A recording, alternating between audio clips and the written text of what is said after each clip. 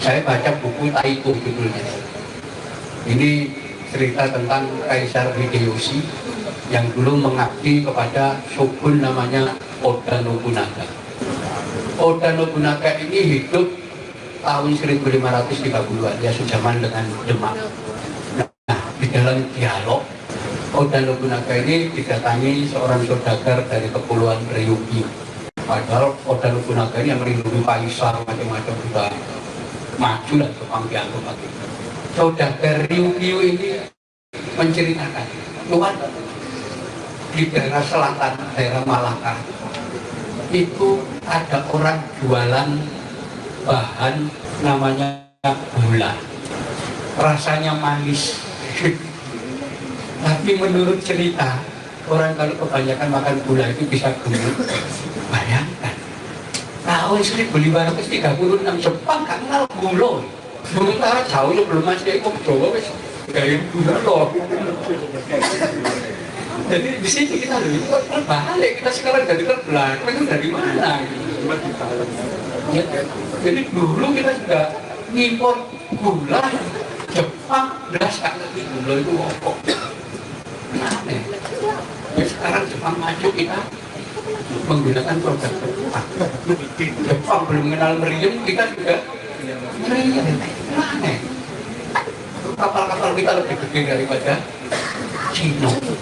Dan kita bikin bangunan ini luar biasa. Saya masih ingat tanggal 26 Mei 2006 Jogja diangkat. Wah, luar biasa. Saya di Jakarta. Tanggal 30 saya dengan teman-teman berangkat ke Jogja, naik kendaraan. Itu yang namanya panjang jalan, rotok, hancur. Gedung-gedung gede ambruk, gedung DPRD daerah istimewa Yogyakarta itu kan gedung 3 lantai ambruk, semua ambruk. Nah, ketika kita sudah pulang mau keluar Jogja ke sebelah timur, kita lihat Prambanan itu gak rusak, gak roboh. Kita loh, gimana ini? Cuman kita tidak boleh dekat waktu itu, ya dilarang masuk memang. Tapi kita tanya, yang rusak ada nggak? Hanya ada beberapa yang jatuh, tapi rusak nggak ada. Nah itu kita rekam, kita harus ke Candi Ratu Boko. Kita mau lihat gerbang Candi Ratu Boko rubuh enggak? Kenapa? Loh, cuma tiang tegak begini atasnya ditumpah gitu. Itu kita lewat, makanya sore itu kita keliling ke Candi Sari, ada yang rusak Candi. Loh ini gimana ini bangunan cocoran baru ambruk ya. Ini Candi zaman kuno ada yang rusak. Berarti arsitektur zaman kuno lebih hebat daripada sekarang. Dulu itu fakta, saya sampai heran gitu. Ini sangat dulu pimpinan. Jadi saya sampai ke rumahnya Jadul Maula. Itu rumahnya kira-kira 3 meter dari Candi Palang. Ada candi itu rumahnya gitu. Kampungnya itu roto dengan tanah. 150 warga mati. Rumahnya Jadul yang pinggir, pecah jagat. Berarti candi itu dipilih tanah yang betul-betul pilihan atau nggak ngerti teknologinya, nggak rusak. Jadi itu berarti itu luar biasa. Yang kita tahu zaman Mojopahit, kalau kita baca Hitung Panji Wijayakrama, itu berarti orang Mojopahit sudah mengenal meriam, sudah bisa bikin meriam. Tetapi meriam itu digunakan untuk penghormatan.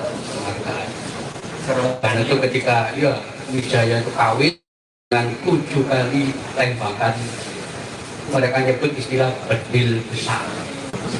Dan operator bedil besar namanya Juru Mudining Bedil Besar. Suaranya seperti halilintar. Oh. Dan itu nanti tahun 1511 ya, itu Mojopahit masih ada.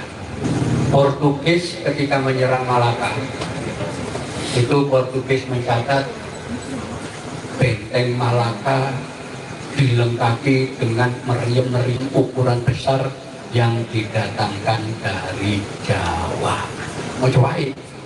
Ternyata Malaka membeli dari Mojopahit. Portugis baru datang loh itu. Dulu waktu sekolah yang saya pelajari, pertama kali yang bawa meriam itu Portugis. Kita itu hanya tumbak. Ternyata ketika kita baca sejarah dari Portugis datang ke Malaka, Malaka sudah dilengkapi meriam dari Jawa. Itu laporan militer Konsul dan Buter.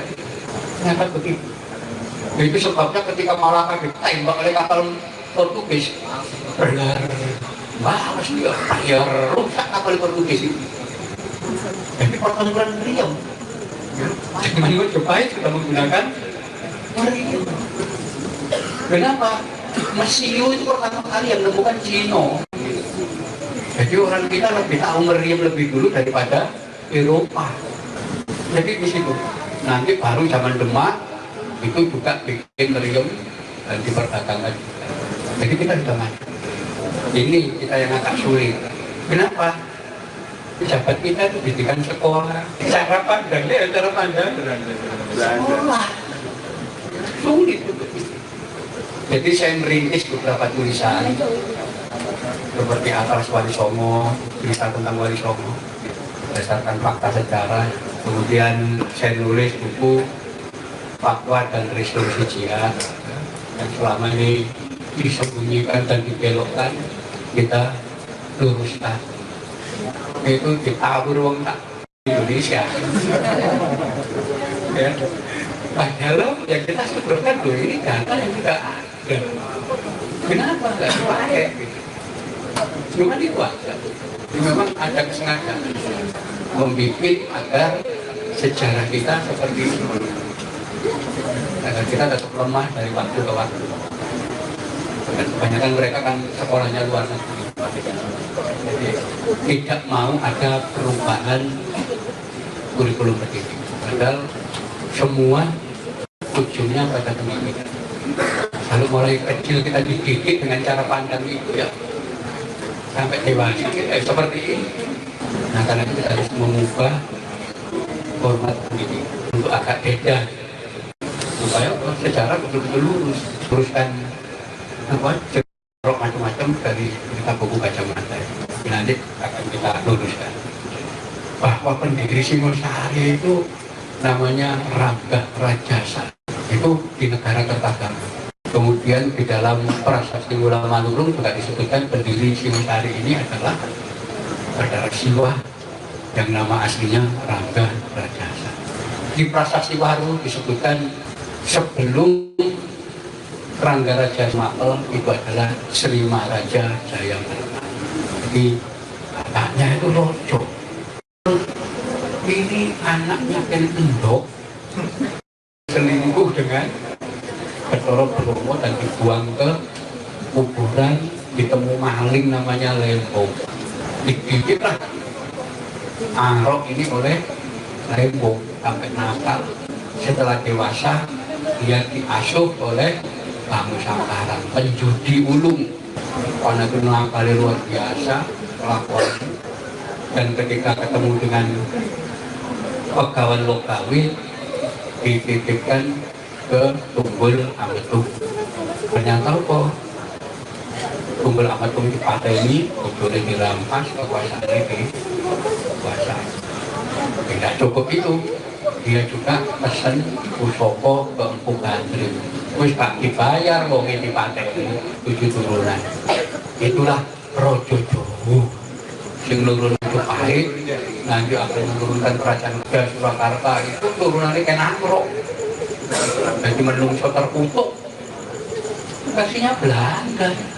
Jadi baru wah itu harus kita singkirkan, nggak benar itu.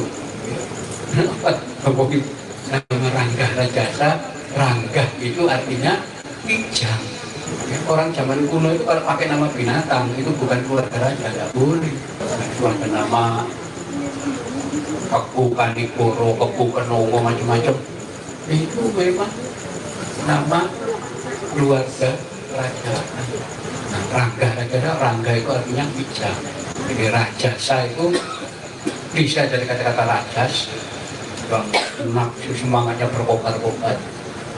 Tapi bisa juga berarti kalau dalam bahasa Sanskerta raja dan sah. Sah itu anak, tapi anaknya rojo. Dari nama sudah kelihatan, di karang anak itu yang dari mana. Dan itu baru terbit 1920. Sangat baru. Baru. Karena itu ada sebetulnya komen-komen. Belanda saya mau bikin kesan rojo Indonesia itu suka kena dicontoh, kena ngerok itu mereka yang bikin. Nah, jadi saya kira itu memang ada pelurusan sejarah. Kita harus melihat orang-orang dulu ini benar. Sampai yang namanya KUHP Mojopahit, Utara Manawa Dharma Sastra, itu kan diambil dari kitab suci. Di wilayah timur daerah Bali, daerah saking suci nih. Jadi setiap pasal di situ ini iso ngubah nasib menungso, harus dihormati, dimuliakan. Sekarang enggak, tiap pasal ada regane. Akhirnya mafia peradilan macam-macam. Dulu enggak berani orang-orang anggap hukum itu sama dengan kitab suci, enggak berani melanggar. Sampai disebut Sang Hyang Abdowo.